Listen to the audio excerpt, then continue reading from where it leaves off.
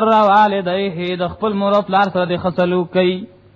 یو سړی وای چې زما په رزق کې الله خیر او برکت واچي، نو هغه دې څه کوي؟ د خپل مور او پلار سره خصلو کوي. که یو سړی وای چې زما په عمر کې الله خیر او برکت واچي، مصیبتونو تکلیفونو نه په امان باندې شم، نبی صلی الله علیه وسلم فرمایي د خپل والدینو سره د خپل مور او پلار سره خصلو کوي. وليصل رحمه، او د خپل خپلوانو سره خپل ولی نه پریدي، هغه دی پالي. نو دا سړی د دب الله رزق هم زیات کی، الله به عمر کې خیر او برکت هم واچي، عمر کې بجون کې بوله خوشحالیم پیدا کی. او چې کم سړی دا سینې نو الله بوله په دنیا کې داغه سزا ور کوي. ګوره دا پیغمبر اسلام فرمایي کنا حدیث ته، وای کوم ګناه چې هغه سړی په دنیا کې وکي نو د هغه سزا الله آخرت کې ول ور کوي. ډېر کمی ګناونه چې د هغه سزا دنیا کې ور کوي شي. لیکن کم سړی چې هغه د مور او پلار خلاف دی، مور او پلار ته ناراض دي، د مور او پلار تابعداري نه کوي، داغه سزا الله انسان له په دنیا کې ورکړي. کوم انسان نه چې مور او پلار ناراض دي، د هغه سزا الله رب العالمین انسان له په دنیا کې خي، په دنیا کې ولا ورکړي. د ته پته ولګي چې دا زما د مور او پلار غبد دعای ده. او دا تاسو خلک وایي چې ګوره دا پلان کې وګوره دیو ګوره سره په بد حال لکه دا ولی ایرند دنه پلار خپته لري د دنیا نه، دا ولی دوره په بد حال لري د دنه مور ډیره خپته لري د دنیا نه. انو دا خلک د مثال کې غو پیش کوي، ګوره کنه مور او پلار سره زیاتی کول نو څنګه حال دی. نو زماوی عزتمنو دا حدیث هم دا خبره کوي چې پیغمبر اسلام فرمایي کم سړی چې دا اگر نه دنیا نه مور او پلار خپل اړل، مور او پلار ته دنیا کې ناراض دي، دغه سړی باندې په دنیا کې خرج ناراضي. بلکې حدیث پاک کې راځي پیغمبر اسلام فرمایي عفو عن نساء الناس تعفو نساءکم، تاسو د نور خلقو زنانو ته په بد نظر مګورئ نو تاسو زنانه به بچ پاتې شي. تاسو زنانو ته نور څوک په بد نظر نه ګوري، نو بل چا د عزت خیال وساتئ نو خلق وستاره عزت خیال ساتي. او بیا پیغمبر اسلام فرمایي وبروا اباءکم تبرکم ابناؤکم، تاسو د خپل پلارانو عزت وکړئ، هغه سره احسان وکړئ، نو سبا چې ستانه کم بچی پیدا کیږي بستا عزت کوي. ته د خپل مور او پلار عزت وکړه، نو سبا چې ستا بچی پیدا کیږي نه بستا او د خپل مور عزت کوي، اوبه د خپل مور او پلار عزت کوي. او کچره تا په خپل ژوند کې خپل مور او پلار سره خصلوک نه کړي، نو سزا یې دار چې ستانه کم اولاد پیدا کیږي، هغه په سبا ستا عزت نه کوي. شی به خبره باندې کنه د دې سزا الله په دنیا کې خي، دنیا کې دا سزا را چې سبا ستا اولاد هم دغه شانستانه پرماني، لکه څنګه چې ته د خپل مور او پلار نه پرمانی کوي. نظام عزتمند د مور او پلار نهایت زیات حق دی په خپل بال بچ باندې، په خپل بچو باندې. او دینه دا بولی زیات حق نه چې ته نه وي، ستا د وجود د پاره ستا مور او پلار سبب ګرځیدل دي. ته په سن پوي دي، ته مور او پلار را لوي کړي، تا حلال حرام نه پیژندل، پتا باندې مور او پلار پیژندل دي. ته چا په هیڅ کې نشمرل چې تعالی د سړی حیثیت ملاو شوی د مور او پلار د مجاهدی په وجه باندې ملاو شوی دي. او نن موږ مور او پلار شاته غرزولې دي، نن موږ د مور او پلار خلاف کوو. هغه مور او پلار چې هغه موږ واړه بچی را لوي کړو، نن موږ دغه مقابله کوو. زما عزتمنو دا د مسلمان شان نه دی. د مسلمان کار بدای چې د خپل مور او پلار اکرام او عزت کوي. او دا آیات ساتي حضرت عبد الله ابن عباس رضی الله تعالی عنہ ذکر کوي چې په قران کریم کې 3 آیاتونه داسې دي چې هغه الله یو حکم د بل حکم سره تړلې دي. نو کم سره چې هغه دا یو حکم ادا کوي او بل نه ادا کوي، نو الله ته نغم نه قبل. دا مسله غور سره واوري. قران کریم کې 3 حکمونه داسې دي چې هغه الٰه العالمین یو بل سره تړلې دي. کدا یو کې هغه بل نه کینو، دا یو دنه نه قبلي. هغه څه قران کریم کې الله فرمایي اطیع الله واطیع الرسول، اطیع الله واطیع الرسول، د الله تابعداریو کوي او د الله پیغمبر تابعداریو کوي. دا دواړه حکمونه یو دي، مینس کې پکې وقف مقف نشته. او ارزه کې دا حکم الله رب العالمین یو ځای ذکر کوي، سورۃ نور کې الله ذکر کوي، سورۃ محمد کې الله ذکر کوي، نو سورۃ تغابن کې الله ذکر کوي چې اطیع الله واطیع الرسول، د الله تابعداریو کوي او د الله پیغمبر تابعداریو کوي. اوس کوم سره چې د الله تابعداري کوي خو د پیغمبر طریقه نه کوي، د پیغمبر تابعداري نه کوي صلی الله علیه وسلم، نو یاد ساته چې د الله تابعداري ته قبول نه ده. کم سره پیغمبر علیہ السلام تابعدار دی خو د الله حکمونه ماته د الله تابعداري نه کوي. یاد ساته چې د پیغمبر علیہ السلام تابعداري ته قبول نه ده. د دوړو تابعداري چې کین والا بتانه دواړه قبليږي. دي کې به ته تفریقه نه راولي، دا دواړه الله ذکر کړی دي. او چې دا دواړه بوزینو اله بستا ایمان کاملی کینی یو زینا وسکل کې دوه ټیرونه ریو ته نلر کنه غزي بیا خو به ځان بسره اخکې وغه باندې ځان به مړ کې خو خپل مقصد ته پونه رسي تا به ځان باندې اوچت کړي ته په نشي سوري دي دین بری اله کاملی چې ته د الله منی او د الله پیغمبر منی او کچری دې دواړه کې تفریقه را وستا یو منی بل نه منی ان بیا یوم نه قبلی دویم پیغمبر کریم صلی الله علیه وسلم فرمایي الله په قران کریم کې فرمایي چې اقیموا الصلاة وآتوا الزکات الله وی چې اقیموا الصلاة منځ کوي وآتوا الزکات او زکات ور کوي اوس کم سره چې داسې ده چې هغه منځ کوي خو زکات نه ور کوي نو اسه د قری وای دا منځم ته الله نه قبلې ولی چې الله دواړه یو ځای ذکر کوي او دی یو منی او بل نه منی منځ منی خو زکات نه منی ځکه زکات کې تاوان دی یا بعض خلک دا سره چې پیسو باندې پروا نشته زکات خو ور کوي لیکن منځ نه کوي نو دا زکات انده الله په دربار کې قبول نه دی ځکه الله دواړه یو ځای ذکر کړی دی الله وی چې اقیموا الصلاة وآتوا الزکات منځ کوا او زکات ور کوا نو ته منځ کې او زکات نه ور کې نو تا ته پر قراوستان یو قبول دی یو شو بل نه شو نو دا یو قبول نشو او دا دواړه الله یو ځای ذکر کړی دا به یو ځای ادا کوي کینی یوم نه قبلېږي او دریم پیغمبر کریم دریم عبد الله ابن عباس رضی الله عنه فرمایي چې نبی دریم عبد الله ابن عباس فرمایي چې دا دریم شی په قران کې چې الله یو ځای ذکر کړی دی هغه څه دی قران کریم کې الله فرمایي چې انشکر لی والوالدیک زما شکریا ادا کا او د خپل مور او پلار شکریا ادا کا زما احسان ومنه او د خپل مور او پلار احسان ومنه اوس کوم سره چې د الله شکریا ادا کوي اگر چې د الله عبادت خو کوي د الله احسانات مني خو مور او پلار سره احسانات نه کوي مور او پلار سره خسلوک نه کوي داغه احسان نه مني نو د الله شکریا او د الله احسان هم قبول نه دي د الله عبادت هم نه قبلي یو سره چې د مور او پلار سره خسلوک کوي مور او پلار سره خوري رضایت امین ادا خو چون کې د الله قانون ماته د الله شکریا نه ادا کوي د الله احسانات نه مني نو داغه د مور او پلار په احسانات باندې نخلاصيږي الله بخلاصيږي چې د الله حق مني د الله شکریا نه ادا کوي او د خپل مور او پلار ادا کوي نو دا یاد ساتي چې زمنګ نمور او پلار ناراضي موږ نمور او پلار خپي او دا غي په موږ تخیری کوي او موږ دی خو مونږ کو موږ روجي نیسو موږ خلک یو خو زما عزت مند موږ د الله په دربار کې نه قبلي ولی چې انشکر لی ولی والدیک الله وي زما شکر ادا کا مخ کې او ورپسې د خپل مور او پلار شکریا ادا کا نو چې د الله شکریا ادا کې ور سره به د خپل مور او پلار شکریا ادا کې د الله احسانات منی نو ور سره به د مور او پلار احسانات منی او کنه منی نو یوم درنه نه قبلي عبد الله ابن عباس رحمه الله رضی الله تعالی عنہ ذکر کوي د مور او پلار په خپل بچی باندې ډیر زیات حق دی ډیر زیات حق دی او قران کریم کې ډیرو کراتو کې چې الله خپل حق ذکر کوي نو پسې مور او پلار حق ذکر کوي په حدیثو کې پیغمبر علی السلام نهایت زور ور کوي د خبر اطلاع چې مور او پلار حق ادا کوي هغه وګد حدیث کې راځي پیغمبر علی السلام چې کله منبر باندې تشریف فرماو لومبنه پوره تراو ختنوي چې امين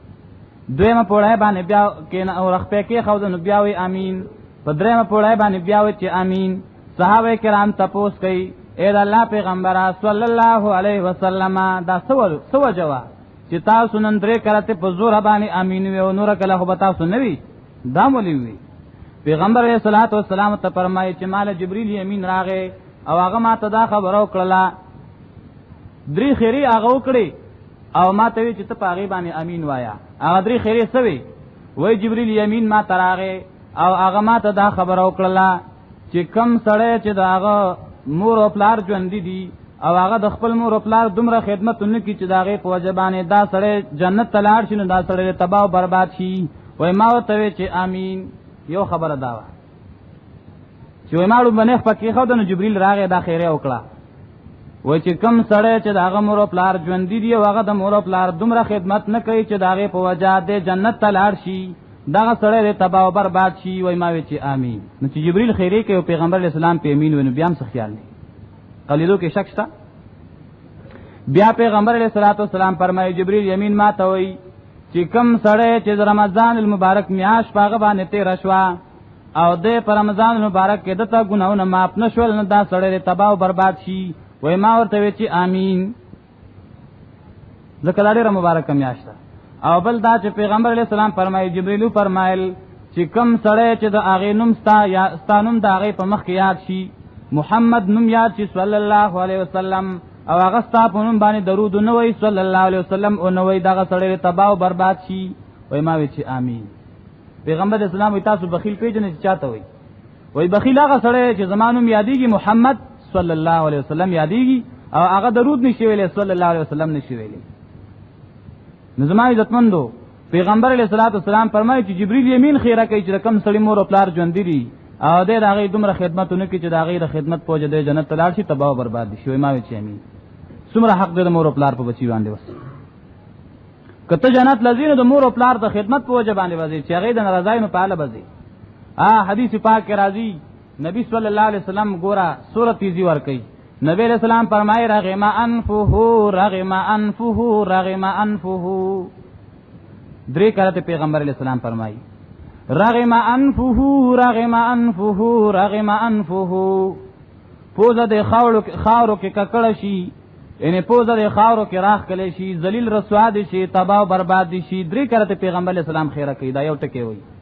صحابه کرام ته فرمایي چاته وې دا الله پیغمبره څوک تباہ او برباد شي څوک د هغه پوزه خاورو کې ککړ شي پیغمبر علیہ السلام فرمایي هغه سړی یادو ما من ادرک والديه عند الكبر احدهما او كلاهما ثم لم يدخل الجنه هغه سړی چې داغه مور او پلار بوډاګان دي یو ژوند دی بوډا دی یا دواړه بوډاګان دي او د مور او پلار دومره خدمتونه کوي چې داغه د خدمت په وجه د جنت ته لاړ شي نو د تباہ او برباد شي درې کړه پیغمبر اسلام دا وایي یعنی او مسلمان پاس او خپل مور خدمتو کا چې داغه په خدمت باندې جنت ته لاړ شي پوزه دی وای خاورو کې ککړه شاده مور او پلار خدمتو کا دور حق دی د مور او پلار چې پیغمبر اسلام متخیری کوي چې پاسه مقصد دی کې تیزی ورکول دي چې پاسه د مور او پلار خدمتو کې جنت ته لاړ شي نهایت زیات حق دی د مور او پلار ښا او د مور او پلار خبره نه من لوی ګناه په ګناونو کې صحابي راغی پیغمبر کریم صلی الله علیه وسلم نه تپوس کوي ما ته وی یا الله پیغمبره په تمام ګناونو کې لوی ګناه کما یو دا پیغمبر علیہ الصلوۃ والسلام ته فرمایي په تمام ګناونو کې لوی ګناه چې دنو الله سره شریک پیدا کول لوی ګناه ده چې الله سره شرک وکي کنه الله سره بل څوک صدر مقرر کینو دا ډېر لوی ګناه ده چې ته الله پیدا کړی الله دې رزق درکې دا الله په ملک اوسېږي او بیا ته الله سره شرک کې او دا الله مخلوقات د الله سره صدران جوړنه دا تمام ګناونو کې لوی ګناه ده دویم نمبر پیغمبر علیہ السلام فرمایي وعقوق الوالدین د خپل مور او پلار نه پرمانی کول دا په تمامو ګناونو کې لوی ګناه ده د مور او پلار نه پرمانی کول نمبر دویم لوی ګناه په تمامو ګناونو کې 3 نمبر کې پیغمبر علیہ السلام فرمایي والیمین الغموس په دروغ باندې قسم خوړل دا لوی ګناه ده په تمامو ګناونو کې او یمین غموس ورته ځکوي چې کم سړی په دروغ قسم خوري نو اغلب الله د جهنم پور کې غوپه ورته دا غي په دنیا کې څه دغه نشته طریقه په دنیا کې دا هغه څه کفاره نشته چې کینی تا په دروغ باندې قسم خوړلې دی او ته بل هغه څه کفاره په دنیا کې ورکې په دنیا کې هغه قسم چې د الله په ذات په دروغ خوړلې دی سړی د قسم خوړل چې زماره په خدای قسم چې دا زې زماره په خدای قسم چې دا زما حق دی او دا ستا حق نو ته په دو چې زما حق نه دی په دروغ د قسم او خوړو پیغمبر علیہ الصلوۃ والسلام فرمایي دغه سړی د دې کفاره په دنیا کې نشتا د دې کفاره دار چې د انسان له الله په جهنم پور کې غپې ور کوي ورته وایي چې تاولې زما په نوم باندې په دروغ قسم خوړل ختانه دام وي وير قسم کا په حق من خنه دی په حق باندې قسم جائز دی خو په دروغ باندې قسم خوړل ګناه کبیره ده سزا دار چې الله به جهنم پور کې د غپې در کوي نو په ګناونو کې لوی ګناه دام ده چې سړی د خپل مور او پلار نه پرمانی کوي خپل مور او پلار خبره نه مني حدیث پاک کې راځي پیغمبر علیہ الصلوۃ والسلام فرمایي لا يدخل الجنه عاق ولا منان ولا مدمن خمر هغه سړی به جنت ته لاړ نشي چې کم سړی د مور او پلار خلاف کوي لا يدخل الجنه عاق د مور او پلار نافرمان سړی به الله جنت ته نه دارانګي ولا منان کم سړی چې خپل احسانات په نور خلکو باندې زبادي دا سړی به جنت ته نه ځي چا سره لغونی خکړی دی او بیا وتا خب بیا وریا یاد نشي چې دلته مړ کې دی ما سره خکړو هغه پلان کې وخت کې چراغلې او ما د پیسې در کړې ما د کار روان کړو د احسانات چې په خلکو باندې زبادي دا سړی به الله جنت ته نه بوزي الله یا ایها الذین آمنوا لا تبطلوا صدقاتکم بالمن والاذى. او مومنانو او د ایمان والو خپل خیراتونه خپل صدقې مبربادوي بالمن پس بادل سرا والاذى او پر دو بدو باندې. خیرات دکړې نو واپس سړی پسې مزبادا، خیرات دکړې نو هغه سړی تر دې بد موایا کینی ټول اعمال او خیرات بری برباد شي.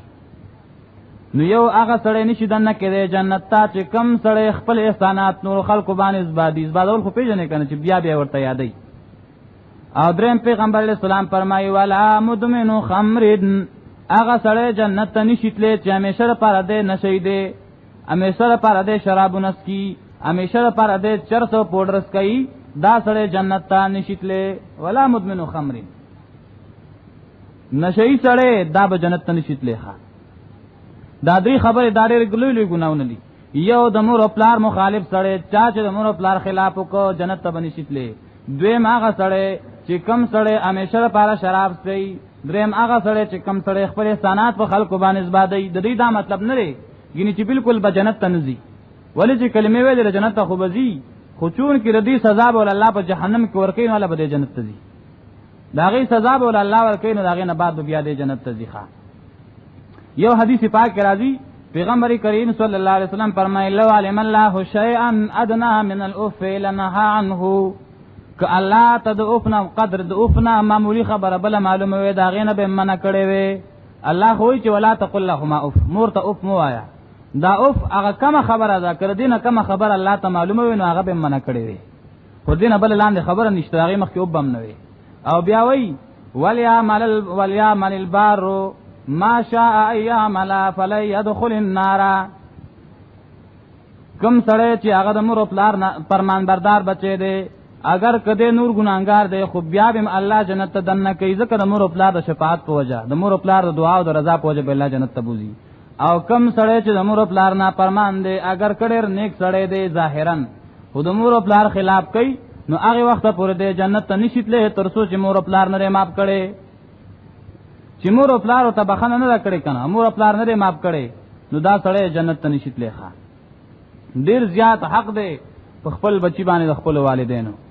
د مور او پلار په بچو باندې ډیر زیات حق دی. او دا یاد ساتئ چې کله مور او پلار یو بچي اون بخینو الله هم نه بخي، او چې کله مور او پلار او بخي نو الله هم بیا بخي. هغه وګد حدیث پاک کې راځي د نبی صلی الله علیه وسلم په زمانہ کې یو ځوان او صحابي او علقمه رضی الله تعالی عنہ. دا هغه صحابي چې کثیر الصلات منځونه ډیر کول، روزې ډیر نیولې، حجم کړو، نور نیک اعمال ډیر زیات کول، خو مور ته ناراضه و. چې کله د هغه ځن کدنو نو پیغمبر علیہ الصلوۃ والسلام پسې زنانه سوال جواب وکړ چې تاسو راشئ، ازما خاون ډیر سخت بیمار دی، ځن کدن دی، تاسو راشئ. پیغمبر اسلام له دعوت ورک. پیغمبر علیہ الصلوۃ والسلام سکار باندې مصروف او حضرت عمار او صہیب او بلال رضی الله تعالی عنهم راولېګل چې تاسو ورشئ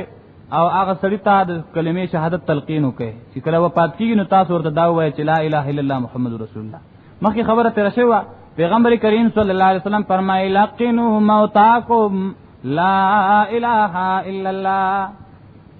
چې کله سړی وفات کیږي نو تاسو داغه په خوا کې دا سوایي چې لا اله الا الله محمد رسول الله.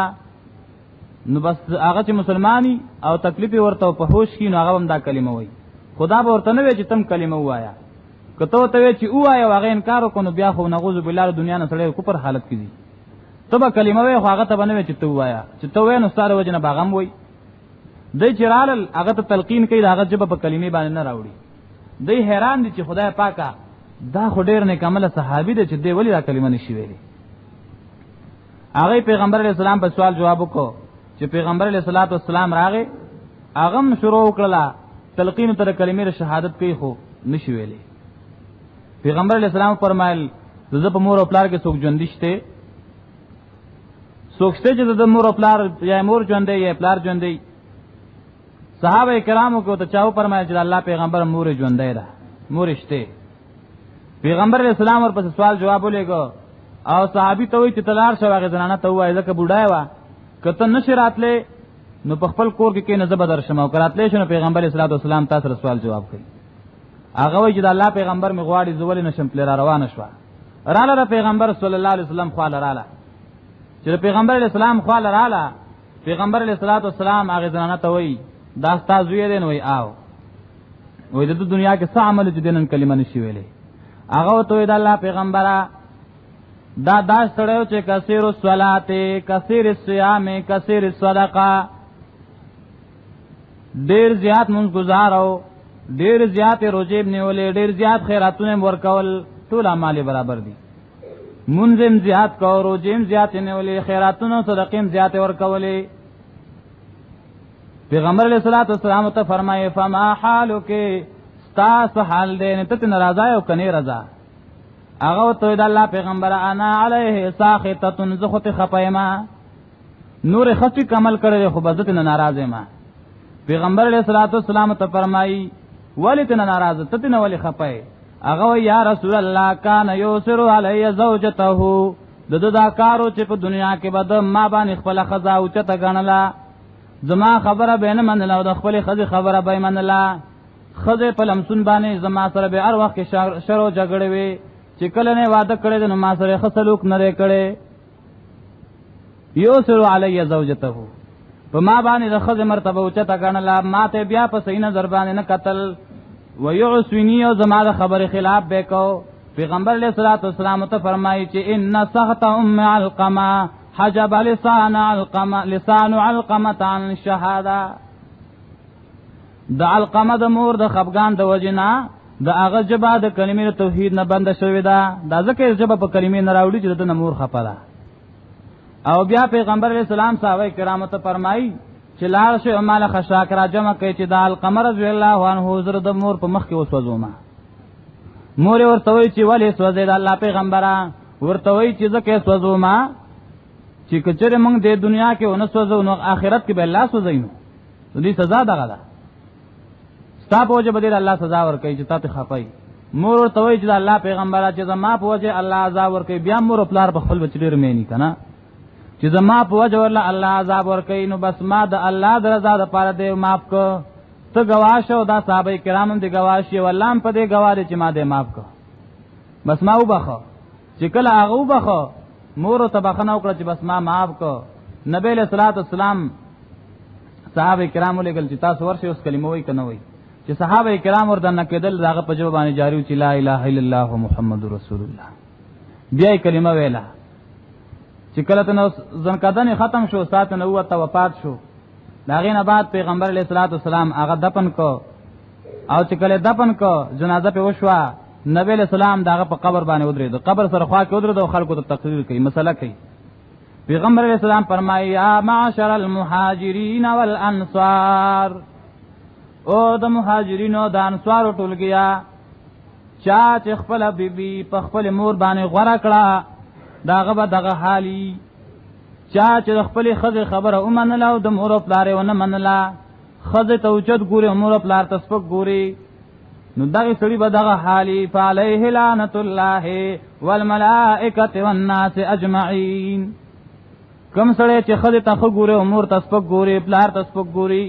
دغه سړي باندې د الله لعنت بیا ملائکه ور باندې لعنت وي او ټول خلک ور باندې لعنت وي دا کوم صحابي داغه صحابي چې منځونه ډیر کړي روزیم ډیر نیولې وي هر عبادت ډیر کړي خو مور او پلار ته خپو نو بیا کلمه د شهادت په خلی باندې نه راتله نو چې زمونږ منځونه هم کمزوري دي زمونږ نور اعمالم کمزور دي مور او پلار هم ناراض دي موږ به جواب ورکو عزتمند په تمام حقونو کې د الله حق په دویم نمبر حق هغه د مور او پلار دی ښا چې موږ خپل مور او پلار د رضا طلب وکړو کینې نو قیامت پر ځبانه با د دې مور او پلار د خلاف د وجه موږ جنت ته نشوتلې پیغمبر علی السلام فرمایي چې معراج په شپه باندې بار لاړم انو ما وکتل چې خلک هغه د اور په تنو په سیدا سے تنې ویل کړه کجوري تنې د اور دغه شان تنې جوړ شوی وي هغه پورې تړلې شوی دي او هغه جهنم کې پراته دي ما تاسو کو چې الله پیغمبر دا کم خلق دی جبرئیل امین ته چې دا کم خلق دی وای ما ته جبرئیل امین فرمایل چې دا هغه خلق دی یشتمون آباءهم و امهاتهم فی الدنیا چې په دنیا کې مور او پلار هغه ته کنځل کړي وي هغه ته رد بد ویلي وي هغه ته سپور استغی خبره کړي وي نو دا هغه خلق دی نن جهنم کې غیله سزا ورکول شي ډیر زیات حق دی د مور او پلار یو صحابي راغی پیغمبر علیہ الصلوۃ والسلام نے تاسو کو و اذا الله پیغمبر ارایتا مال خبر د دې خبر راکا د دې جواب راکا اذا صلیت الصلوات الخمس وصمت رمضان واديت الزکات وحججت البيت فما زالي د الله پیغمبر مال دا جواب راکا کچری 15 ټیم پابندې باندې زمون کوما او زه د رمضان روزي نیسما او د زکات هم په صحیح طریقې سره ادا کوما او د بیت الله شریف حجم کو منو مال الله سره کوي چې دا ټول حکمونه د الله ومنم کنه سبا الله را کوي پیغمبر علیہ السلام تو فرمایل من فعل ذلک چا چې دا کارونه وکړل کان مع النبیین والصدیقین والشهداء والصالحین د قیامت پر ورځ باندې بداغه سره د انبیاء په سب کې ولاړی د قیامت پر ورځ باندې بداغه سره د رښتینو خلکو په سب کې ولاړی د شهدا او د نیکانو خلکو په سب کې به ولاړی هغه سره په قیامت کې جنت کې مرګري ښه چې کم سره 15 ټیم مونږ کې د رمضان روزي نيسي زکات ور کوي پیغمبر اسلام تو فرمایل الا ايعق والديه کم سره د مور پلار نه پرمانی نو بیا هغه د پاره سم نشته دی اگر که روزیم ډیری نیولی او اگر که صدقې ډیری ور کړی او اگر که ډیر اعمال منځونه کړی خو چې کله د مور پلار نه پرمان دی نو بیا ول اسم نشته دی نظام عزتمندو رضا الرب فی رضا الوالدین وسخط الرب فی سخط الوالدین د الله رضا د مور او پلار پر رضا کړه که الله رضا کول غواړي نو مور او پلار رضا کوي او که الله خپه کول غواړي نو مور او پلار خپه کوي که جنت حاصلول غواړي نو د مور او پلار خدمت کوي پاګه کې جنت دی ما خبرته وی صحابي راضي پیغمبر اسلام ته وی jihad لازم پیغمبر اسلام ته وی jihad لمذ فيه ما فجاهد مور او پلار خدمت او کدا تر پر jihad د مور او پلار په خدمت کې جنت ملاويږي د مور او پلار پر رضا کې جنت ملاويږي چې موږ تاسو خپل مور او پلار رضا وسات د مور او پلار نهایت ډېر حق دی په خپل بچو باندې حدیث پاک کې راځي اوس هغه خلک هغه به خپای چې موږ خپل مور او پلار د دنیا نه خپت لیدي موږ وسکو کم خلک چې دا هغه خپل مور او پلار دنیا نه خپت لري یا مثال به تور دا حدیث هغه واوریدل دا هغه ځل کړه چې هي هي که زما مور او پلار ژوند دی نو ما به خدمت کړې وي خو زمانه خدا مو قوس تلی دا نو هغه بس کوي هغه خلک بس کوي نو یو حدیث پاک کې راځي موږ پیغمبر اسلام سره ناستو صحابه کرام ذکر کوي پیغمبر اسلام سره موږ ناستو یو سړی راغی نبی له سلام نه تاسو کو د الله پیغمبر زما مور او پلار و پات شوی دي نو که زه ساغه سره نیکی کوم نو زه بسنګ نیکی وکم هغه و پات شوی دي د مرنه بعد هغه سره د سنی کیو کما پیغمبر علیہ السلام فرمایل چې مور او پلار دی وفات شولم بنې نه کی دا د مرګ نه بعد چې الصلات علیهما مور او پلار چې وفات شو جنازه په وکدا نه کیدا بیا د جنازې نه بعد ول استغفار لهما منځ کې او دس کې نور نیک اعمال کې نور او پلار لپاره بخنه غواړه چې ته مور او پلار لپاره بخنه غواړي اگر کاغستانه خپه دي او ناراضه دي خو ستا دعا داغه متعلق الله قبلې نو چې کله تا هغه ته دعا وکې نو داستار دعا په برکت باندې به الله رب العالمین هغه مهربانه کړي نو تاب معاف کړي قیامت بیا وی و انفاذ عهدهما من بعد موتهما مور او پلار سره د کوم لوز کړو او هغه وفات شول نو هغه وعده به نه ماته هغه ماغه شان پورا ساتي دارنګي وصله الرحم التي لا توصل الا بهما مور او پلار چې کوم خپلولي چا سره پالل نو هغه به ماغه شان پالي د مور او پلار خپلوان به نه پرې دي د مور او پلار خپلوان رشتہ داران باندې پرې دي چې ته د هغه مور د وجنه ستاره رشتہ جوړه شوی داغه باندې ختمه د مرګ نه رستا د مور او پلار سره احسان دی او بل دا چې اکرام او صدیقهما د مور او پلار د دوست د هغه خیال بم ساتي ستاره پلار دوستان دي نو اسنه چې پلار د وفات شونه دا هغه دوستان هم ختم شو ستاره خپل پلار سره احسان دار چې هغه دوستان چې ستاره پلار سره دوستانه وا هغه به نه لري د خپل پلار هغه دوستانه باغې سره ماغه شان جاری ساتي دا د مور د چا خپلوانو سره لین دینو هغه به نه ختمه هغه ماغه شان جاری ساتي دا د مور او پلار سره احسان دی عبد الله ابن عمر رضی الله تعالی عنہ د یو صحابي سره ملاو شو چې داغه سره کینا سنغه ته څنګه رالی هغه ته ذکر علما چې ستا د پلار او زماره پلار په خپل منځ کې ډیر مینه او محبت دی یو بل سره نو ما دا نه خو خول چې هغه تعلق چې زماره پلار او ستا پلار سره چې هغه د مرګ نه بعد ختم نشي ځکه تاسو را علما نر او بهترین بچي هغه دی چې هغه د خپل پلار یاران دوستان پر دي نشي د خپل پلار خپلوان او د مور خپلوان پر دي نشي چې د پلار د مرګ نه بعد هغه شان لین دین هغه شان تعلق دغه سره ساتي دا د مور او پلار سره دام یو احسان دی نو چې د چا مور او پلار و پات شوی دي په کاردار چې هغه خپل مور او پلار پر دغه شان دعاګانې د مغفرت غواړي دا نه چې ګنې ژوند دي نو خیر ته احسان کوو چې و پات شونه بس ختم شول نه ختمي مور او پلار چې وفات شي د مرګ نه رستا چې بچي د هغه لپاره مالی عبادت پیش کوي نه خیرات ور کوي صدقات ور کوي مور او پلار د ثواب رسی نفلونه کوي دعاګانې مور او پلار لپاره غواړي ثواب ورته رسی تلاوت کوي مور او پلار ته بخي ثواب رسی دغه شان دعاګانې ور لغواړي ثواب ورته رسی